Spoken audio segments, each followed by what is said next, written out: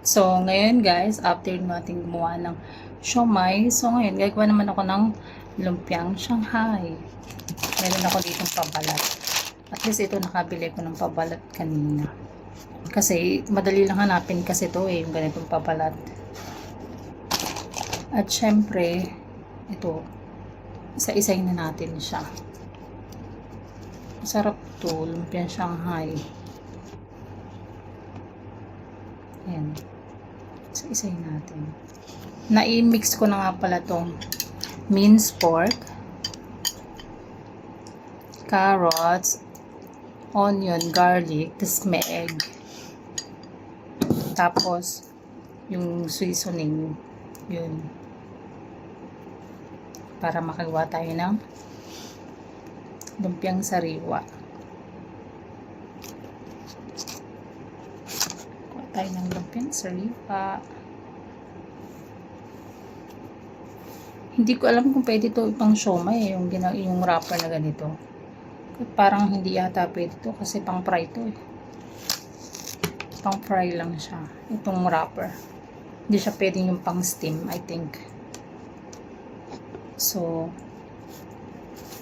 kaya gumawa ako nung siomai wrapper. Yung homemade siomai wrapper ko, pero hindi ko pa siya na-i-steam. Mamaya i-steamin natin para ma-try natin kung ano ang kinalabasan ng aking yung wrapper. So, ayan.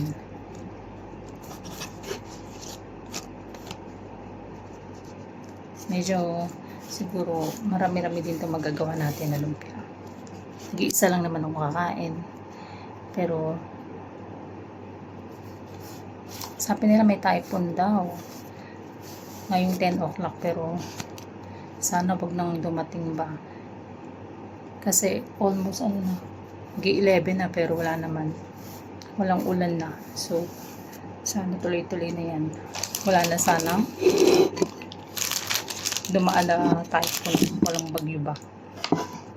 So ayan guys, so ayan, magbabalot na tayo. Start na natin. So ngayon, lalagyan na natin ang ayan. Hindi ko na siya nilagyan ng celery. Maganda sana may celery, kaso dadaan sana ako sa bilihan kanina, kaso wala na ako mabili kasi nagmamadali sila magsara kasi nga may typhoon.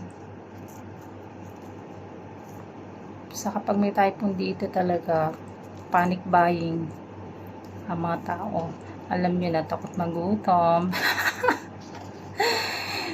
Takot magutom ang tao. So ayan, gawa tayo nito. Hirap hindi ako sanay magbalot-balot ng ayun. Nakaisa na tayo. So ito, pangalawa na.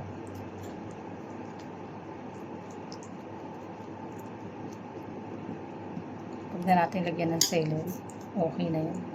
Pero mas maganda sana kung may celery, kasi yung aroma niya, yung ang bango-bango dun yung celery. Kinchay tawagin.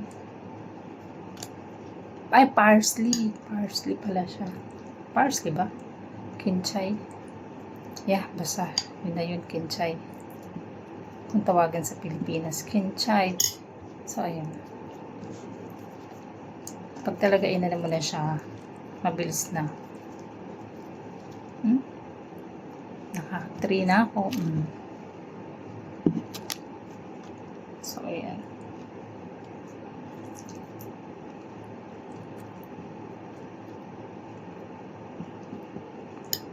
kanit-kanit lang natin.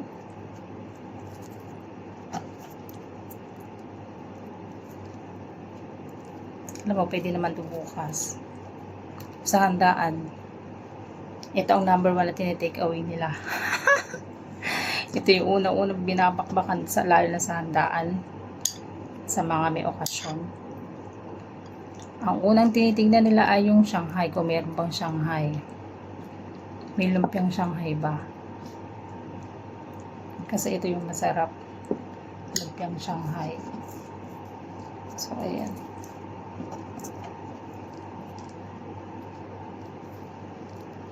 Matrabaho nga lang to kasi kailangan mo pa siyang balutin.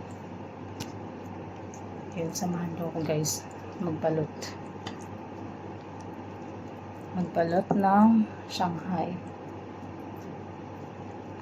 Sana hindi na talaga dumating yung bagyo, hindi na sana dumaan yung ulan para tomorrow yung mga helper makapag day off ba. Yan lang ang iniintay namin, Sunday holiday. Yan lang ang pinaka happy day ng mga helper dito, Sunday.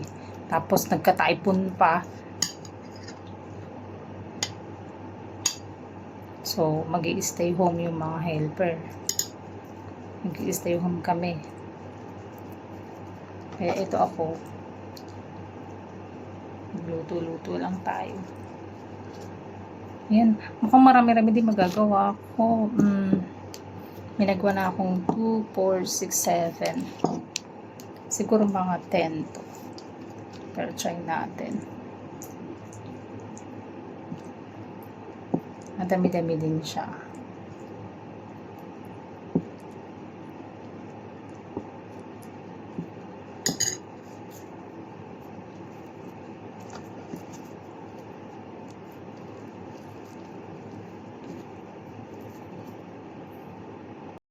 So, eto guys, last na to.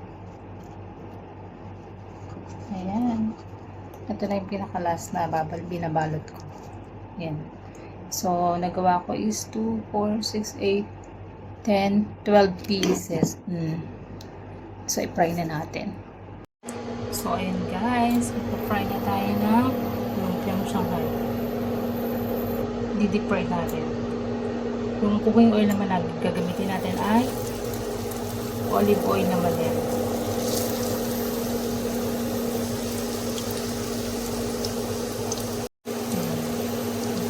Kasi pala yung lima dito sa cute kong pan.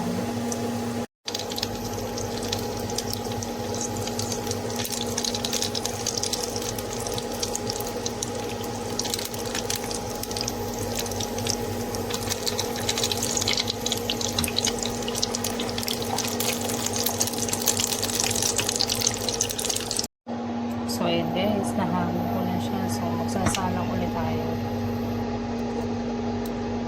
Sasalang tayo.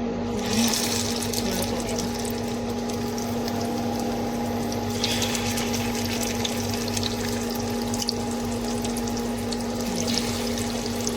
So, ayan guys, nakaluto na tayo ng ating Shanghai. So, ayan, tapos nahangin na natin. Ayan na ating Shanghai.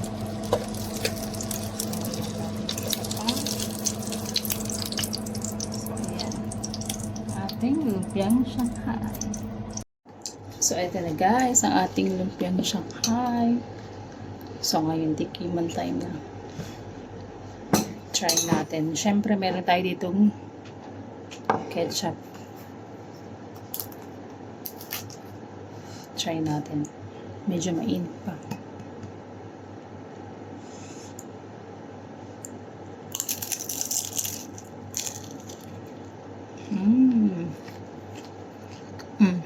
Sarap.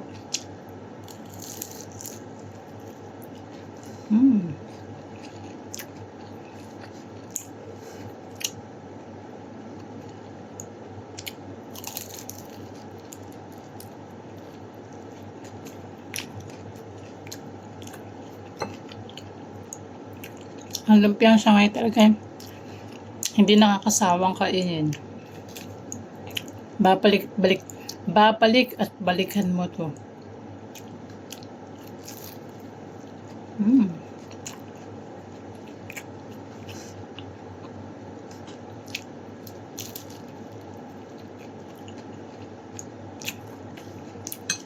So, nagpang ba yan guys?